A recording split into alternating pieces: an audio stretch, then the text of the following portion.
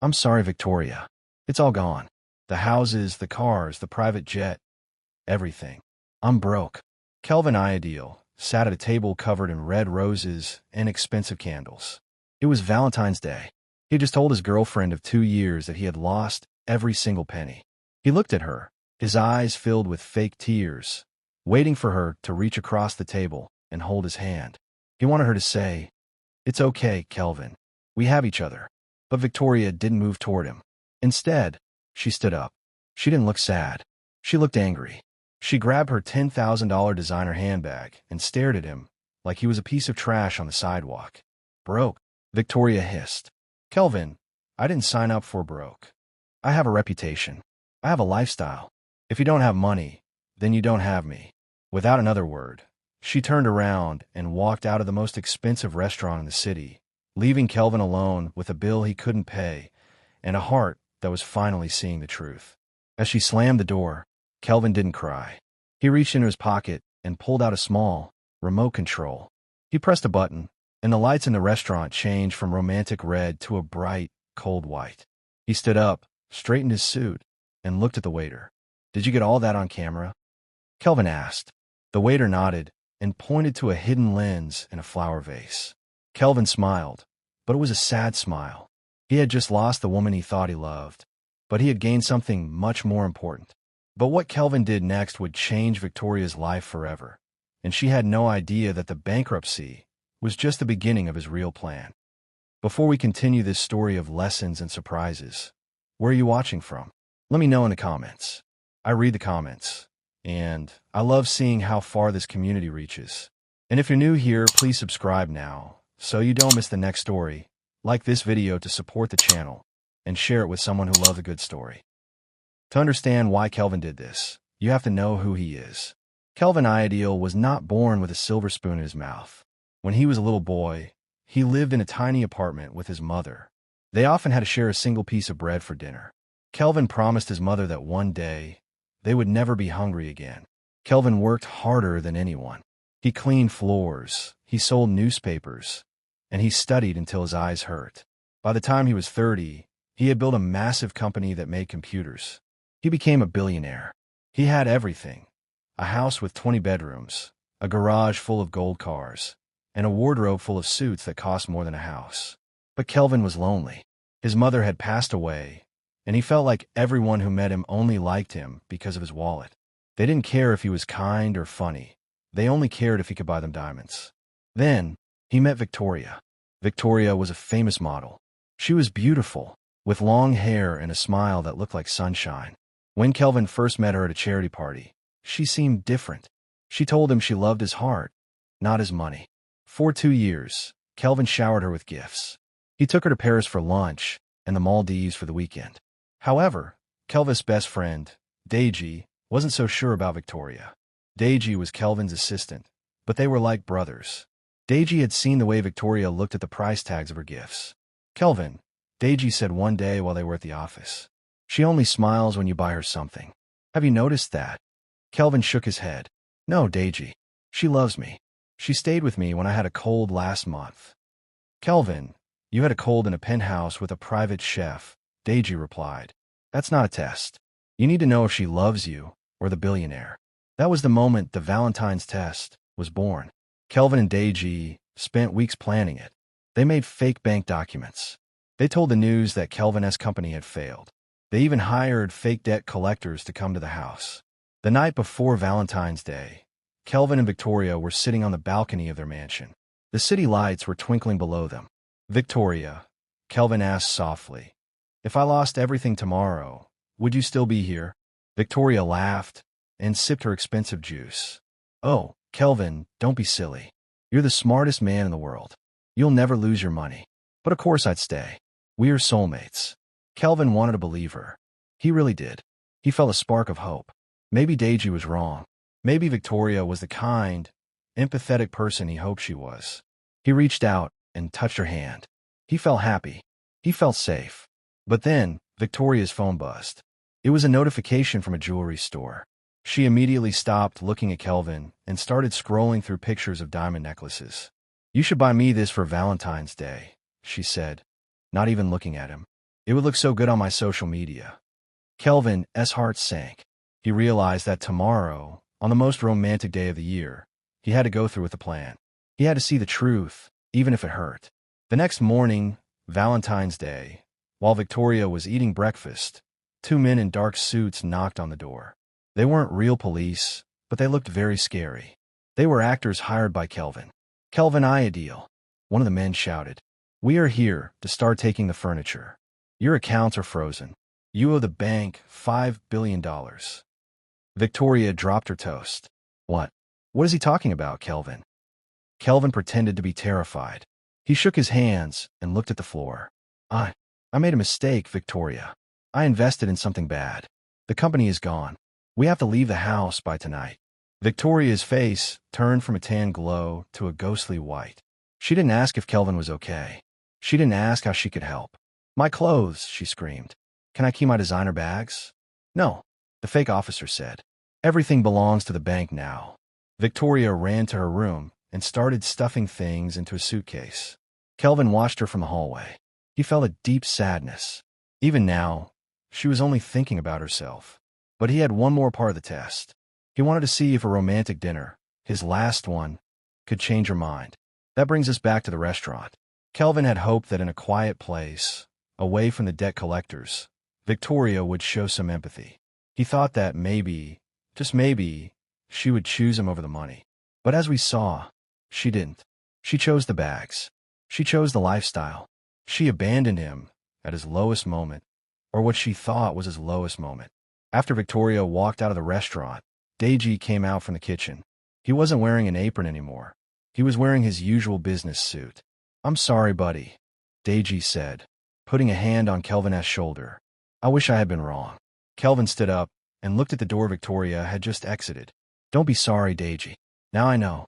And now, the second part of the plan begins. If she thinks I'm bankrupt, let's show her what a bankrupt man does to people who are actually kind." Kelvin walked out of the restaurant and into the cold night air. But he didn't go to his golden car. He started walking toward the park, where a man was sitting on a bench, shivering in the cold. Kelvin had millions, but he was about to learn that the most inspiring thing you can do with money is give it to those who never expected it. And Victoria? She was about to find out that being a gold digger only works when there is gold to dig. What do you think Kelvin's next move should be? Should he forgive her? Or should he teach her a lesson she will never forget? Kelvin walked up to the man on the park bench. The man was old, wearing a thin coat with holes in it. He was holding a small piece of cardboard that said, "Happy Valentine's Day. Anything helps." Kelvin sat down next to him. To any passerby, they looked like two men who had nothing. "Rough night?" the old man asked Kelvin. He didn't know Kelvin was a billionaire. He just saw a man who looked sad. "The worst," Kelvin said. "I lost someone I thought loved me because she thought I lost my money." The old man reached into his pocket and pulled out a small, crushed chocolate bar. He broke it in half and offered the bigger piece to Kelvin. "Here," the old man said. "I saved this for a special occasion. You look like you need it more than me. Money comes and goes, son, but kindness, that stays in your bones." Kelvin took the chocolate. It was the best thing he had ever tasted. He realized that this man, who had nothing, was more generous than Victoria, who had everything. "What's your name?" Kelvin asked. "I'm Samuel," the man replied. "Well, Samuel," Kelvin said, standing up, "I think your life is about to change. But first, I have a very important stop to make at a certain apartment." Kelvin knew where Victoria had gone. She had gone to her sister's luxury apartment, likely to call her other rich friends to find a replacement for Kelvin. Kelvin arrived at the apartment building. He wasn't in his limo. He had taken a regular taxi. He walked up to the door and knocked. Victoria opened it. She was already wearing a new dress and had a glass of champagne in her hand. "What are you doing here?" she sneered. "I told you, Kelvin. It's over. I don't date losers." "I just wanted to give you this," Kelvin said. He handed her a plain, white envelope. Victoria opened it, expecting a check or a desperate love letter. Instead, it was a bill. A bill for every single gift, flight, and meal Kelvin had bought her over the last 2 years. The total was over $3 million. At the bottom of the page, it said, "Since you only love the money, you can pay me back for the time I wasted thinking you loved me. Also, check the news." Victoria laughed. "You can't make me pay this." and I don't care about the news. She turned on the TV in the living room. The news anchor was speaking. In a shocking twist, billionaire Kelvin Ideal reveals that his bankruptcy was a social experiment to highlight the importance of empathy and kindness. He has announced he will be donating $10 million to local shelters tonight in honor of a man named Samuel. Victoria's glass of champagne hit the floor and shattered. She looked at Kelvin, then at the TV, then back at Kelvin. "You still have your money?" she whispered. Her voice was shaking. "Kelvin, honey, I was just shocked. I didn't mean those things. I was trying to motivate you." She tried to hug him, but Kelvin stepped back. "The test is over, Victoria," Kelvin said calmly. "You failed. You show me that your heart is emptier than a bankrupt bank account. You didn't just abandon a poor man. You abandoned a man who would have given you the world." Kelvin turned and walked away. As he reached the elevator, he heard Victoria screaming and crying, begging him to come back. But he didn't look back. He had work to do. Kelvin went back to the park. He brought a warm blanket, a hot meal, and a set of keys. "Samuel," Kelvin said, "I told you your life was going to change." He handed Samuel the keys to a beautiful, small house Kelvin owned near the park. He also gave him a job at his company, helping other people who were struggling. Kelvin Ideal learned that day that being a billionaire isn't about how much money you have in the bank. It's about who stays with you when the lights go out. He spent the rest of his Valentine's Day not at a fancy party, but at a soup kitchen, serving food and talking to people who knew the real value of a smile.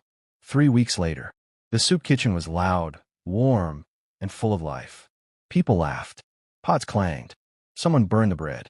Kelvin Ideal stood behind a long metal counter, wearing a simple apron and plastic gloves. No suit, no watch worth a car, no bodyguards, just Kelvin. And, for the first time in years, he felt normal.